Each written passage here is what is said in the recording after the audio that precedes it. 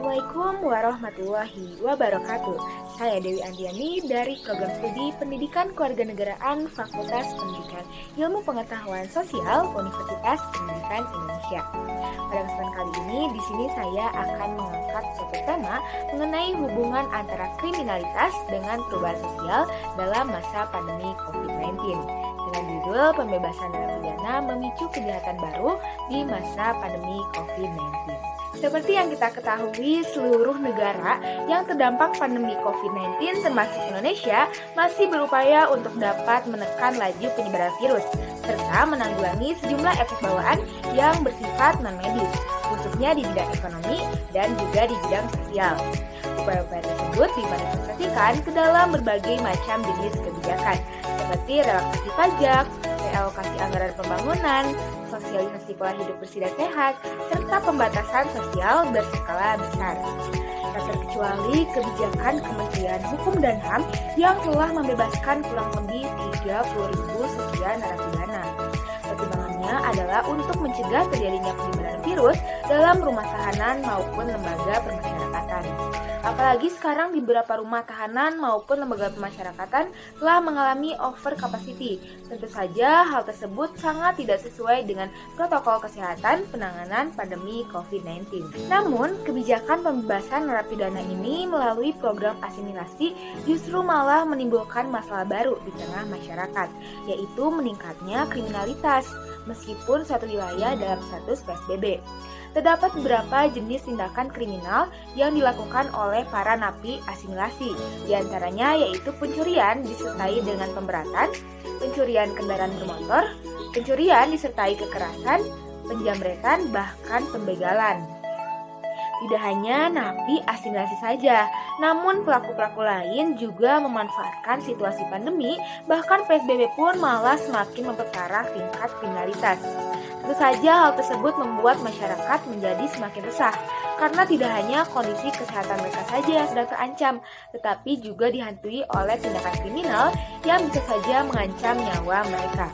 Beberapa pelaku juga telah mengaku terpaksa melakukan hal tersebut karena merupakan sebuah tuntutan untuk memenuhi kebutuhan hidupnya. Perlu dipahami juga bahwa tindakan kriminal yang dilakukan individu dalam konteks pandemi tidak serta-merta bahwa mereka secara sadar memiliki keinginan untuk melakukannya. Struktur sosial dalam kondisi pandemi membawa mereka ke dalam situasi anomi, yaitu situasi di mana terdapat ketegangan dan ketidakstabilan dalam struktur sosial yang membuat individu mengalami tekanan dan akhirnya melakukan tindakan yang menyimpang. Nah, salah satunya adalah adanya tindakan kriminal ini. Ketegangan dan ketidakstabilan tersebut tentu dipicu oleh pandemi COVID-19 yang kemudian berimbas salah satunya pada kondisi ekonomi masyarakat. Bagi masyarakat kelas menengah atas, pemenuhan kebutuhan hidup di tengah pandemi tidak menjadi persoalan berarti. Namun bagi masyarakat kelas menengah ke bawah, hanya untuk memenuhi kebutuhan hidup saja belum tentu dapat terpenuhi. Nah, di sini dapat kita lihat bahwa tujuan masyarakat dalam kondisi pandemi adalah untuk bertahan hidup, setidaknya sampai pandemi berakhir. Ada beberapa cara untuk beradaptasi dalam situasi tertentu. Nah, bagi masyarakat kelas menengah ke atas, berlaku adaptasi konformitas, yaitu tindakan untuk memenuhi tujuan dengan cara yang tidak menyimpang, misalnya dengan penggunaan tabungan atau penghasilan tetap. Sedangkan bagi masyarakat kelas menengah ke bawah, berlaku adaptasi inovasi, yaitu tindakan untuk memenuhi tujuan dengan cara yang menyimpang, misalnya dengan mencuri, menjamret, ataupun membegal. Tujuan utama dari dua pola adaptasi tersebut pada dasarnya sama, yaitu untuk bertahan hidup. Namun cara yang ditempuh berbeda. Ada cara yang dibenarkan dan tidak dibenarkan dalam nilai norma masyarakat. Tentu bukan keinginan napi asimilasi maupun pelaku-pelaku lain untuk melakukan tindakan kriminal. Mereka ditekan dan dipaksa oleh situasi untuk tetap bertahan hidup. Apa yang mereka lakukan tidak lain bentuk adaptasi terhadap situasi pandemi.